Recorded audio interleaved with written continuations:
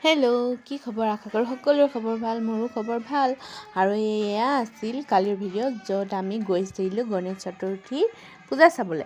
আৰু ইয়াত ইমানেই মানুহ নহয়, মই মানে ভবা নাছিলোঁ ইমান মানুহ হ'ব বুলি। তো মানুহ দেখিয়ে ভয় খাই গ'লোঁ, ইমান মানুহ। বাহিৰতো মানুহ মণ্ডপটোৰ আৰু ভিতৰতো মানুহ পূৰা। আৰু এইটো দেখিছেনে, পেণ্ডেলটো ইমান ধুনীয়া লাগিছে ন।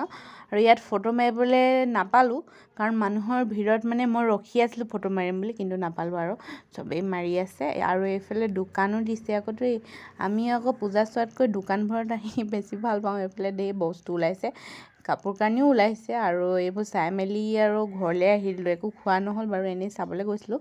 আৰু এইজনী দেখিছেনে, আমাৰ ঘৰৰ ওচৰৰে ভণ্টি এজনী হয়। তাই এনেই কিবা এটা কৈ আছিলে, মই আৰু ভিডিঅ' এটা বনাই দিওঁ বোলো, এনেকৈ ক'লোঁ। আৰু তাইও সেই এইবোৰ এক্সপ্ৰেশ্যন দি আছিলে।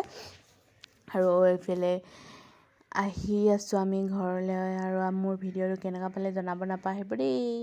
আৰু ইয়াত চাব হা, আমাৰ দুলীয়াজানত মানে হোটেল অইল ফিল্ড বুলি এখন হোটেল আছে যে, সেইখন দেখাম দেই, কেনেকুৱা লাগে বাহিৰৰ ফালৰ পৰা চাব দেই আপোনালোকে। এইখন দেখিছে, বহুত ডাঙৰ। আজিলৈকে কিন্তু সোমাই নাই বা পইচাই নাথাকে যে